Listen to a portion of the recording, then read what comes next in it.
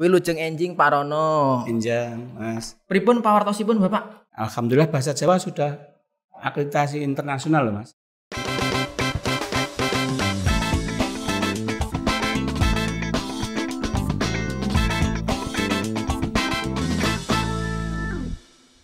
Kece Radio, your easy listening station. Halo Kece people, apa kabar? Seneng banget hari ini Mufti bisa kembali hadir menemani kalian semuanya. Tentunya di program Bincang Unesa. Masih di Fakultas Bahasa dan Seni Universitas Negeri Surabaya, Kampus Lidawetan ya. Kali ini kita akan ngobrol dengan salah satu jurusan dan juga prodi di FBS. Tepatnya di jurusan Pendidikan Bahasa dan Sastra Daerah. Prodinya Pendidikan Bahasa dan Sastra Jawa. Sudah hadir bersama saya di sini Kajur sekaligus Kaprodi, ada Bapak Dr. Surono SSM Hum. Wilujeng enjing Parono. Enjang, Mas. Pripun pawartosipun Bapak? Alhamdulillah saya nggih. Alhamdulillah. Sehat. Amin. Matur nuwun. Nah, hari ini kita akan ngobrol seputar program studi Pendidikan Bahasa dan Sastra Jawa yang ada di FBS. Seperti apa sih dan apa saja yang dipelajari di prodi ini? Langsung saja kita tanya-tanya sama Pak Surono. Nah, Pak Rono, mohon izin nggih. Untuk di prodi Pendidikan Bahasa dan Sastra Jawa ini, apa saja Pak yang dipelajari teman-teman mahasiswa?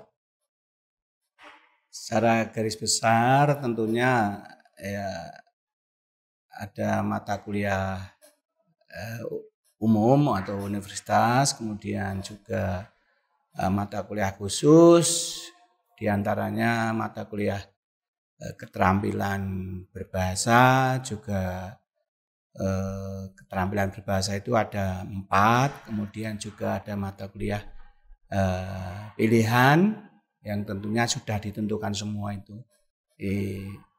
Sekarang MBKM itu mahasiswa harus lulus minimal 150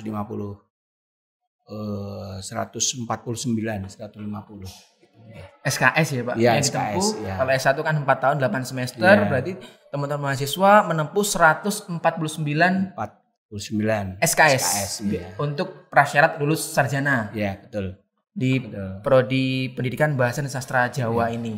Nah, apakah lulusan hanya menjadi seorang guru saja karena ini prodi pendidikan atau bisa menjadi yang lain di Pendidikan Bahasa dan Sastra Jawa ini? Sesuai dengan profil bahasa Jawa, diantaranya bisa menjadi guru, ya, guru bahasa Jawa, terutama di SMP dan SMA atau SMK. Ya. Kemudian juga bisa menjadi praktisi bahasa, sastra dan budaya Jawa. Dan yang ketiga bisa menjadi asisten peneliti. Ya, asisten peneliti bisa. Selain itu kan memang banyak yang bergerak di tingkat kepandian masing-masing. Ada yang menjadi MC misalnya, atau coro juga. Ada yang menjadi dalang, kemudian ada yang menjadi peneliti, gitu. Berarti selain linier dengan keguruannya atau pendidikannya, bisa juga menjadi seorang seniman begitu ya Pak ya? Bisa, Apakah di prodi ini juga diajarkan soft skill selain hard skillnya di perkuliahan? Ya, kami kebetulan memiliki sanggar Barada. Jadi, itu tempat menempa mahasiswa terutama di bidang ekstra ya. Di sana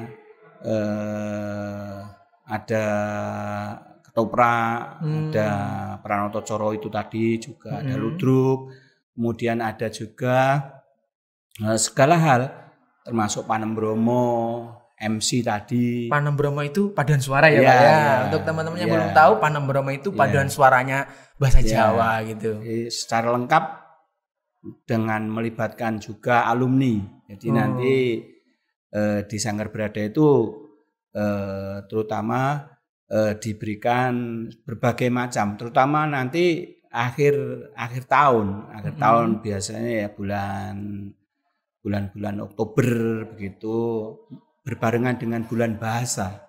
Jadi nanti mahasiswa dan alumni melibatkan juga dosen-dosen dosen-dosen yang sudah biasa, artinya kan yang sepuh-sepuh itu biasanya juga nggak terlibat. Yang sepuh-sepuh itu kan nanti terlibatnya di bidang yang lain, ya terutama ya yang muda-muda itu, dan biasanya juga ada berbarengan dengan kegiatan Jawa Metrik yang ada di UNS sekarang 2 tahun, kebetulan tahun sekarang tahun ganap ini tidak ada, nanti masih 1 tahun lagi, kemudian nanti dengan bulan bahasa juga Dies, jadi Dies Natalis itu biasanya campur sari, ada wayang, ludruk, semua biasanya semua mengerucut ke bulan-bulan November, bulan Desember itu. Puncak-puncaknya seperti itu. Berarti selain linguistik, kebahasaan, kependidikan, keseniannya pun juga dipelajari di Sanggar Barada. Tapi Pak, apakah semua mahasiswa yang lolos atau berkuliah di Prodi Pendidikan Bahasa dan Sastra Jawa ini harus masuk di Sanggar Barada atau itu pilihan masing-masing begitu? Seperti apa? Dulu sebelum ada kejadian kemarin itu pandemi, itu semua pasti tahun pertama itu sudah mengikuti apa ya istilahnya dulu LA, latihan alam, kemudian berganti nama menjadi NK, Dudah Kabisan. Dudah gitu. Kabisan, baik. Di sana nanti mahasiswa itu ditempa sekaligus senior atau dosen-dosen itu mencari yang punya bakat. Tetapi sudah 2 tahun ini tidak ada, dan kebetulan kami juga menemukan mahasiswa yang baru pertama ikut, baru pertama 2 ikut langsung menjadi juara. Kemarin kami pernah menjadi juara di UNS. Ya, Jawa Metrik itu juga UNS. Tentang kejuaraan Nembang Mocopat itu juga UNS. Jadi akhirnya kemarin ya lumayan lah, walaupun juara pertamanya kena tuan rumah, tapi ya, alhamdulillah kita masih diberi kesempatan berani bersaing. Bahasa Jawa UNESA ini memang termasuk kategori unggulan ya Pak di FBS ini, karena ya itu tadi selain belajar mengenai linguistik, kependidikan, kesenian Jawanya pun dipelajari. Tapi untuk adik-adik SMA, SMK dan MA, apakah ketika ingin masuk di Prodi Pendidikan Bahasa dan Sastra Jawa ini harus mempunyai bekal kesenian Pak yang dimiliki atau bakat kesenian yang dimiliki, atau semuanya bisa? Seperti itu, seperti apa? Dengan memiliki keterampilan itu lebih diutamakan, tetapi kenyataannya seleksi masuk UNESA itu kan ada 3 hal. MPTN, SBMPTN, kemudian SPMB. Mereka calon mahasiswa itu ya bisa masuk lewat mana, itu nanti tergantung kriterianya. Jadi yang pertama SMPTN itu kita sudah mulai dapat itu. SMPTN. Dan kebetulan tidak semua. Jadi tetapi kami lebih percaya kepada teman-teman, percaya pada proses bahwa kami bisa mendidik sesuai dengan profil jurusan gitu. Tapi banyak dosen, bahkan banyak mahasiswa alumni itu ya yang tadinya tidak bisa apa-apa ya akhirnya belajar dan bisa mencapai itu semua. Karena istilahnya ilmu katon dan bisa dipelajari begitu ya Pak. Paling tidak tergantung yang dipelajari. Yang penting ada kemauan. Nah, di Prodi Pendidikan Bahasa dan Sastra Jawa ini ada wadahnya di Sanggar Barada untuk bersama-sama belajar. Nah, kemudian penerapan MBKM tadi sempat disinggung sama Pak Surono. Bagaimana penerapan MBKM di Prodi Pendidikan Bahasa dan Sastra Jawa ini? Yang 2 semester itu ikut KKN yang bernilai 20 SKS dan 20 SKS. Ada PLP, ada KKN, ada tergantung pilihannya, bisa kampus mengajar atau yang lain.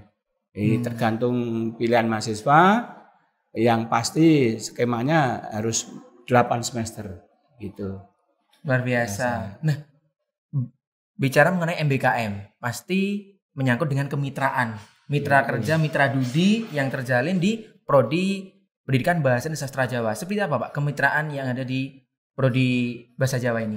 Jadi selama ini yang sudah sering itu ya kampus mengajar itu. Kampus mengajar. Kampus mengajar itu sudah puluhan mahasiswa, tetapi ada pilihan-pilihan seperti kemarin ada Wiradesa itu, di mereka yang ikut Wiradesa bisa dikonversi ke kampus mengajar, bisa konversi ke KKN, dan bebas yang ikut 8 orang Wiradesa itu. Kebetulan kemarin ya memang hanya bahasa Jawa yang terlibat, yang mendapatkan kompetensi dana itu. Ya, terus ada lagi pilihan-pilihan yang lain itu ya sekarang lebih terbuka. Ya. Para mahasiswa diperbolehkan untuk mengambil pilihan sesuai dengan keinginan, sesuai dengan koridor yang sudah ditentukan. Gitu. Nah, mahasiswa bahasa Jawa ini salah satu mahasiswa yang produktif, Pak. Berbagai macam prestasi diraih, dari tetembangan, ada juga yang go nasional seperti salah satunya Mira Kirana. Nah, apa yang dilakukan di Prodi sehingga teman-teman mahasiswa ini bisa produktif berprestasi selain perkuliahan? Ya, berangkat dari keberadaan Sanggar Baradara tadi. Di semua itu kegiatan itu difokuskan di Sanggar Barada. Jadi mereka berlatih, mereka belajar juga. Seperti Mira Kirana kan memang sejak kecil saya kira. Tetapi kan akhirnya kan ya mau tidak mau ditingkatkan kualitas dan ininya sejak kuliah. Jadi bisa kuliah 3,5 tahun atau 7 semester sudah lulus. Luar biasa. Bahkan setelah itu Mira itu kan menjuarai Next di Kempot itu. Ya. Untuk sarana prasarana Pak di Prodi Pendidikan Bahasa dan Sastra Jawa, mungkin ada teman-teman kita yang belum tahu gedungnya di mana, perkuliahannya di mana. Bisa disampaikan Pak Surono? Ya. Gedung perkuliahan terpusat di T1, jadi ada di T1 itu termasuk lab budaya tadi untuk sanggar. Jadi bahasa Jawa sarana prasarana insya Allah sudah lengkap. Ya, kalaupun ada perbaikan atau peningkatan kualitas ya tentunya sarana untuk pementasan itu. Jadi kami sebenarnya punya juga panggung, sound system dan segala macam untuk dunia pementasan itu. Tetapi kan sesuatu itu kan kadang perlu perbaikan, perlu peningkatan kualitas dan sarana yang lain. Gitu.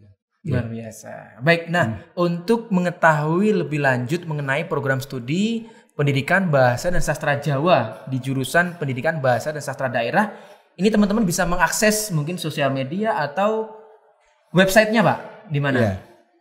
Websitenya bisa melalui website jurusan Prodi, bisa juga melalui yang fakultas, bisa melalui fakultas juga. Baik.